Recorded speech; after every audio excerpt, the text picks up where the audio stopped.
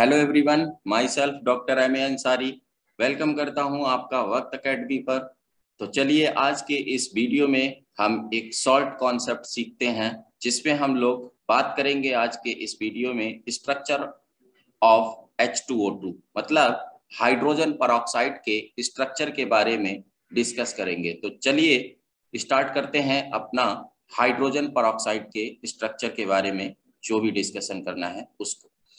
तो बच्चों आपको समझना ये है कि जो हाइड्रोजन परऑक्साइड है, हाइड्रोजन परऑक्साइड के स्ट्रक्चर को हम दो फेज में देखते हैं, एक गैस फेज में देखते हैं, दूसरा हम सॉलिड फेज में देखते हैं।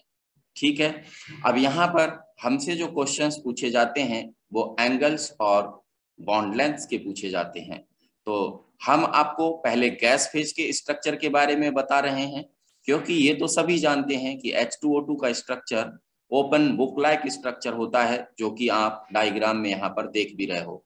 तो बच्चों ध्यान दीजिए, ऑक्सीजन, ऑक्सीजन और हाइड्रोजन, इस एंगल की बात की जाए अगर गैस फेज में तो ये होता है 94.8 डिग्री का। कितना बच्चों? 94.8 डिग्री का। अगर हम बाहर वाले इस एंगल की बात करें तो ये होता है 111.5 डिग्री का। अगर मैं आपसे बात करता हूं ऑक्सीजन ऑक्सीजन बॉन्ड लेंथ की तो ये बॉन्ड लेंथ आपकी होती है 147.5 पिकोमीटर की।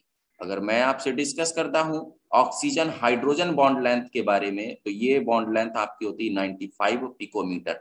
अगर आपने ये वैल्यूज याद कर ली हैं जो कि गैस फेज की हैं, तो चलिए अब हम आसान सा तरीका बताते हैं कि सॉलिड फेज में आप बिना याद किए क्वेश्चन को कैसे सॉल्व कर पाओगे। तो बच्चों ध्यान देना एक एक चीज का।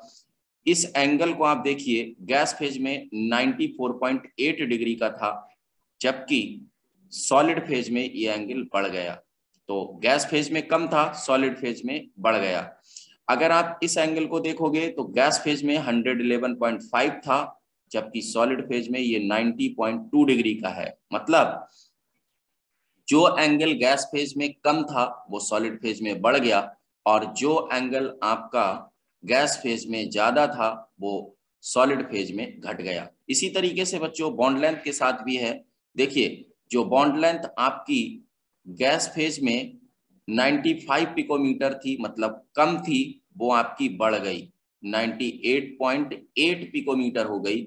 और जो बॉन्ड लेंथ आपकी ज्यादा थी 147.5 पिकोमीटर, वो आपकी कितनी हो गई? 145.8 पिकोमीटर हो गई, है ना? 145.8 पिकोमीटर हो गई, मतलब 147.5 से डिक्रीज हो गई। तो जो यहाँ पर ज्यादा थी वो आपकी कम हो गई, और जो यहाँ पर कम थी बॉन्ड लेंथ वो आपकी ज्यादा हो गई। तो इस तरीके से आप एक जनरल अपने दिमाग में रख सकते हो। अगर गैस फेज के दोनों एंगल्स और दोनों बॉन्ड लेंथ्स जो oxygen oxygen and oxygen hydrogen के बीच की हैं, इनको याद रख लेते हैं तो सॉलिड फेज में आपको स्ट्रक्चर अलग से याद नहीं रखना पड़ेगा, उसकी वैल्यू अलग से नहीं याद रखनी पड़ेगी और आपका क्वेश्चन सॉल्व हो जाएगा।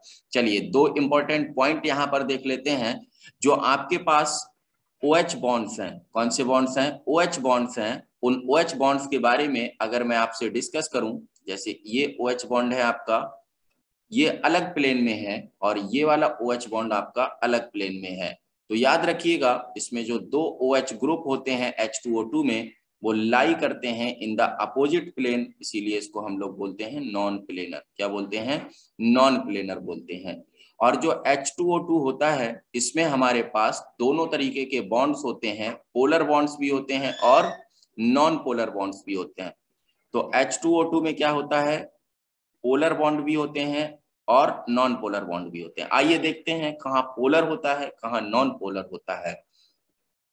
तो देखिए, ये जो ऑक्सीजन ऑक्सीजन के बीच का बॉन्ड है, ये बच्चों आपका सेम एटम के बीच में बना है, ये आपका नॉन पोलर बॉन्ड होगा। जबकि ये ऑक्सीजन हाइड्रोजन का बॉन्ड, ये वाला ऑक्सीजन हाइड्रोजन का बॉन्ड, ये डिफरेंट एटम्स के बीच में बना है, ये आपका पोलर बॉन्ड होगा। ठीक है, तो इस तरीके से आप H2O2 के स्ट्रक्चर में पोलर और नॉन पोलर दोनों तरीके के बॉन्ड्स देखते हैं। मुझे लगता है बच्चों जिस तरीके से आपको एक्सप्लेन किया गया है, इस तरीके से आपका H2O2 के स्ट्रक्चर से रिलेटेड कोई भी कंफ्यूजन अब नहीं बचा होगा और ये पॉइंट्स आपको अच्छे से क्लियर हुए होंगे।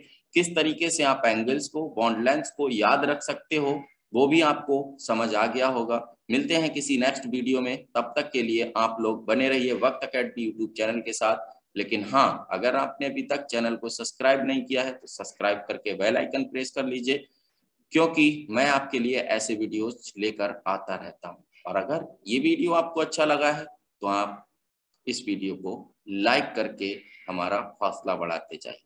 Thank you so much.